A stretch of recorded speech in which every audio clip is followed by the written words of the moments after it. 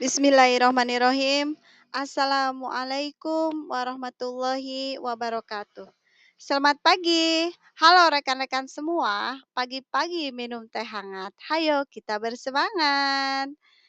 Selama beberapa menit ke depan, saya akan mempresentasikan bedah skripsi pada mata kuliah statistika terapan. Tugas ini dibuat untuk memenuhi tugas UAS oleh dosen pengampu Ibu Hamidah Suryani Lukman SSI MPD. Tugas ini dibuat oleh saya sendiri, Alifa, dengan NIM 253141503 dari Universitas Muhammadiyah Sukabumi, kelas RPL Matematika.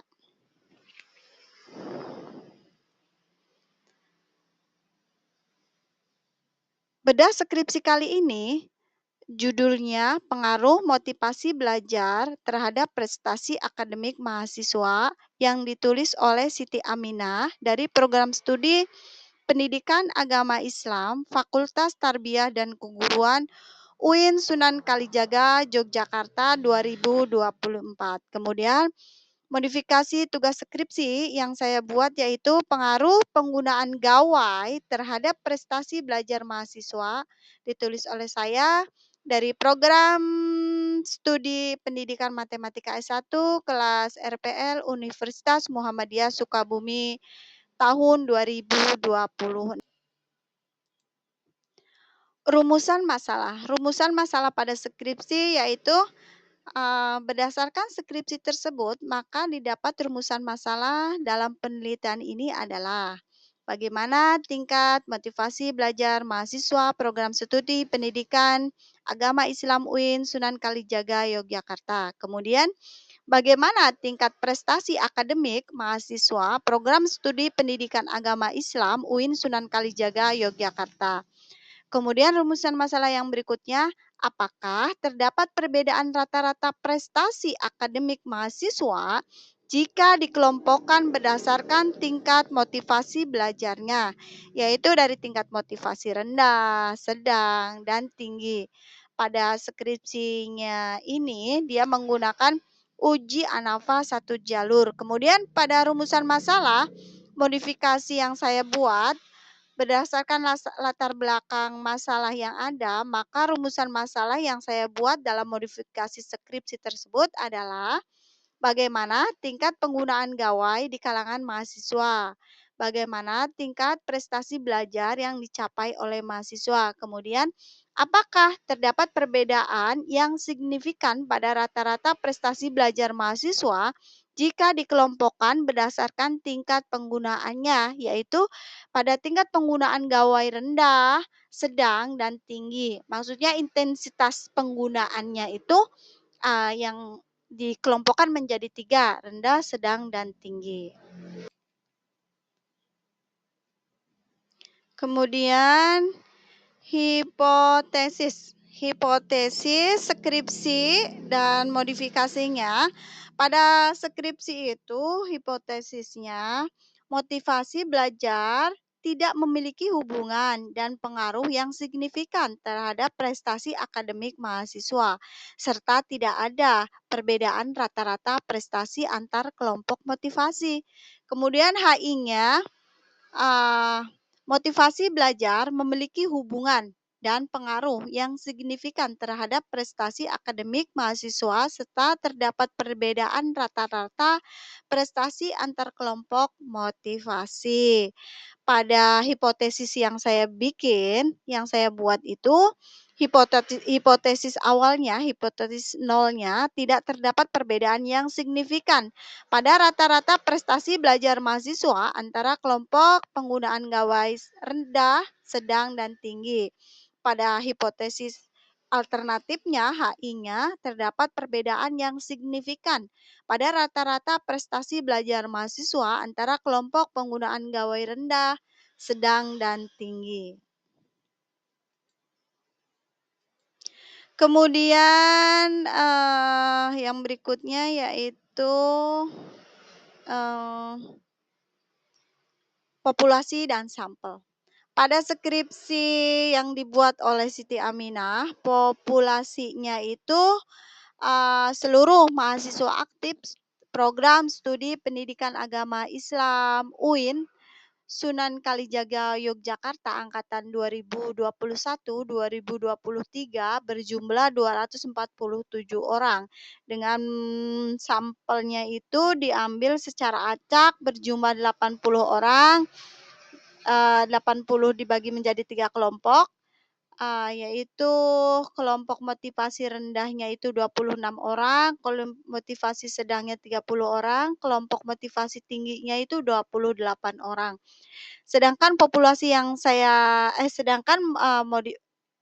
pada modifikasi tugas, skripsi yang saya buat yaitu seluruh mahasiswa aktif program studi pendidikan agama Islam di perguruan tinggi yang diteliti berjumlah 253 orang, diambil secara acak, sederhana berjumlah 87 orang, kemudian dikelompokkan berdasarkan tingkat intensitas penggunaan gawai agar sesuai dengan uji ANAFA 1 jalur, yaitu kelompok rendah 27 orang, kelompok sedang 33 orang, kelompok tinggi 27 orang. Jadi total sampelnya 87. Kemudian hasil pengujian. Komponen varian data skripsinya itu di sini ada jumlah kelompoknya, K-nya itu 3, N-nya itu 3, jumlah kuadrat totalnya setelah dihitung itu 1138, jumlah kuadrat antar kelompoknya JKA-nya 245,60, jumlah kuadrat dalam kelompoknya atau JKD-nya itu 1138 dikurangi dengan 245, JKA dikurangi dengan JKA, kemudian hasilnya 892,40. Rata-rata jumlah kuadratnya itu 15,67 dengan nilai F hitungnya dibulatkan menjadi 7,85. Jadi ini saya ambil datanya dari skripsi yang saya teliti. Kemudian komponen varian data modifikasi yang saya buat itu sama karena menggunakan uji ANAFA 1 jalur, jumlah kelompok 3, rendah, sedang, dan tinggi, jumlah kuadrat totalnya 1551,15, jumlah kuadrat antar kelompoknya setelah dihitung itu 238, jumlah kuadrat dalam kelompoknya atau JKD-nya itu setelah dihitung 1312,40. Nilai F hitungnya 7,62. Berikut saya lampirkan juga dari skripsi asli dan modifikasi saya ini nilai-nilainya. Kemudian kita lanjutkan dengan hasil pengujian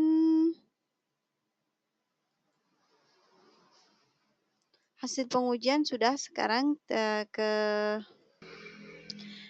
kesimpulan dari skripsi dan modifikasi tugas. Dari kesimpulan yang saya ringkas dari skripsi yang saya bedah itu, berdasarkan hasil perhitungan uji ANAFA 1 jalur diperoleh nilai F hitungnya itu 7,85, sedangkan F tabelnya itu sama dengan 3,11 dengan nilai signifikannya itu 5%.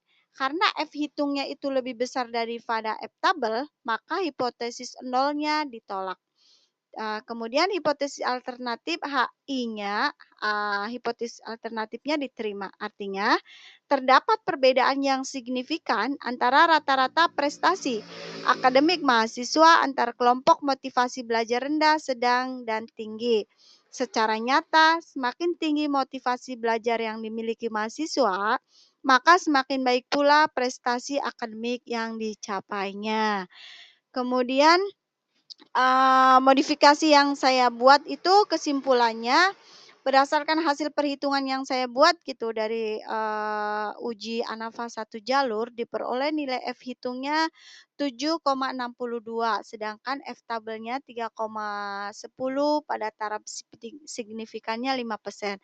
Karena F hitung itu lebih besar dari F tabel, maka hipotesis nolnya ditolak dan hipotesis alternatif HI-nya diterima. Artinya, terdapat perbedaan yang signifikan pada rata-rata prestasi belajar mahasiswa antara kelompok penggunaan gawai rendah, sedang, dan tinggi.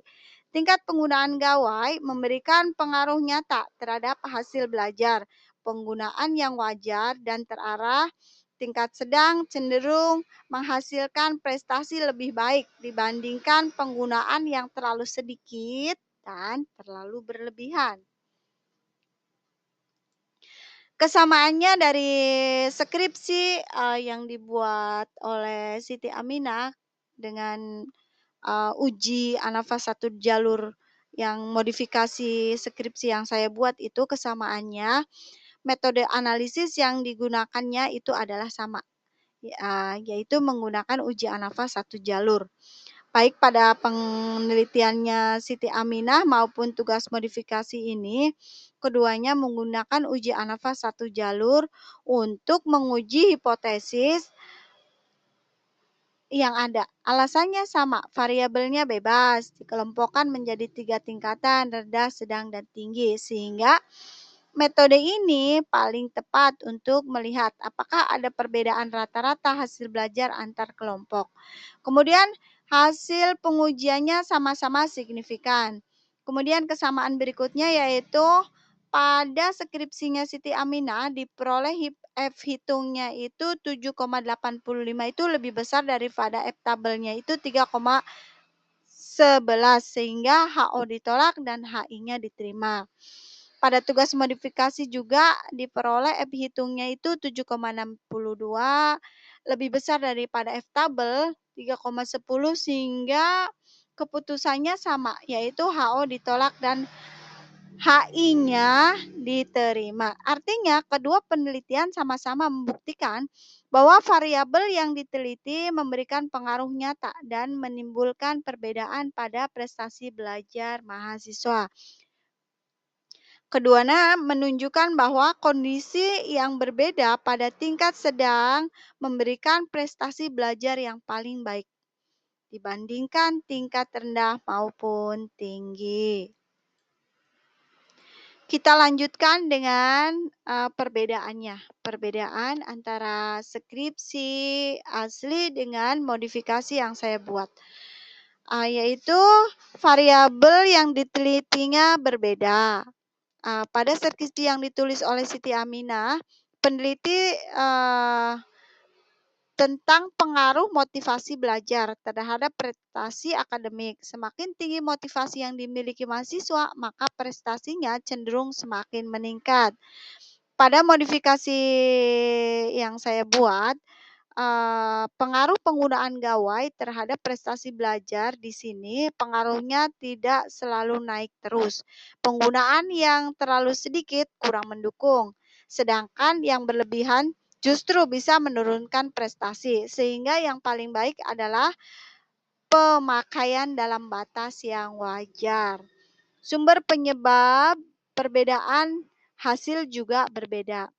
Pada skripsi Siti Aminah, perbedaan prestasi muncul karena adanya dorongan semangat dan tujuan belajar yang berbeda-beda pada setiap mahasiswa. Pada tugas modifikasi, perbedaan prestasi muncul karena cara dan intensitas memakai gawai yang ada dipakai untuk belajar yang lebih banyak dipakai untuk hiburan atau media sosial. Pada kekuatan pengaruhnya juga sedikit berbeda, begitu.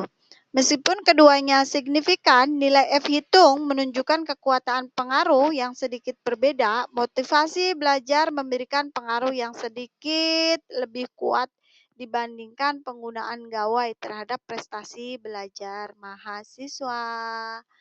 Demikianlah tadi Demikianlah tadi presentasi dari saya, tentang bedah skripsi dari skripsinya Siti Aminah dengan modifikasi tugas yang saya buat. Semoga,